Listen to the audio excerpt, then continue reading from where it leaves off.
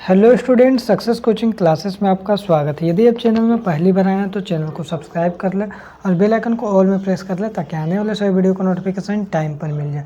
आज हम डिस्कस करने वाले हैं क्लास 9 का चैप्टर नंबर 1 भूगोल का भारत आकार और स्थिति।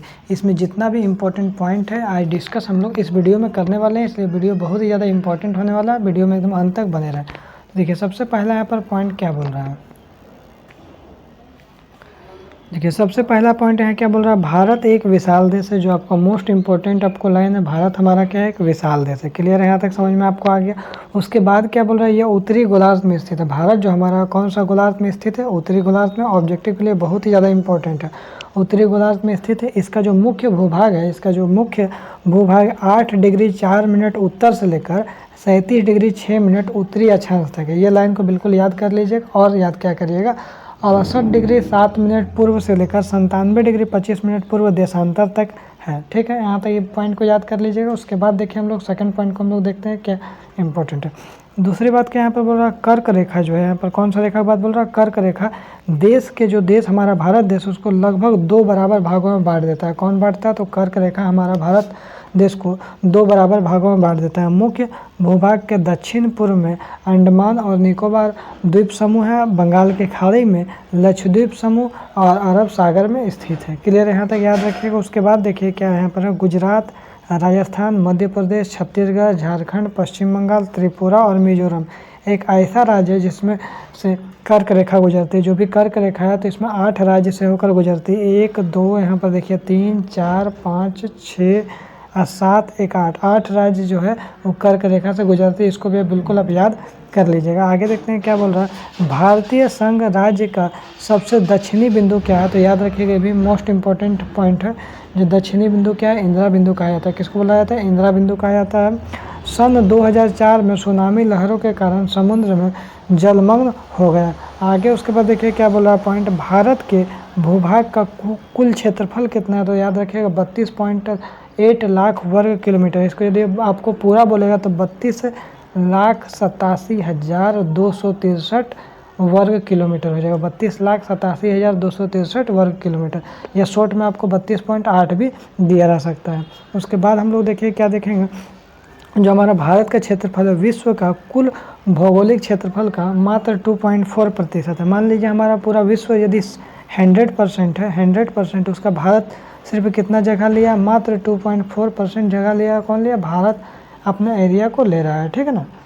आगे यदि हम लोग वही चीज़ बोला, भारत का क्षेत्रफल जो विश्व का कुल क्षेत्रफल, जितना भी क्षेत्रफल दुनिया में, उसमें मात्र 2.4% भारत का क्षेत्रफल है। यह विश्व का 7वां सबसे बड़ा देश है। अगर पूछेगा देश में तो बोल रहा है यह विश्व का 7 नंबर में सबसे बड़ा देश आता है, 7 नंबर में भारत आता है। ठीक है, और सबसे जो पहला नंबर में क्या आता है, तो रूस आता है। ठीक है, आगे देखते हैं। देखिए अगर भारत पूछेगा जो क्षेत्रफल के दृष्टि से कितना नंबर में आता है, तो 7वां नंबर में आता है। अगर आपको जनसंख्या के दृष्टि से पूछेगा तो भारत हमारा कितना नंबर में आता है, 2रा नंबर में आता है। पहला नंबर में कौन आता है, चाइना आता है। अगर आपको क्षेत्रफल की दृष्टि से पूछेगा पहला नंबर में कौन आता है, तो रूस आता है। 7वां नंबर में हमारा भारत आता है। क्लियर है, यहाँ तक आपको याद रखिएगा।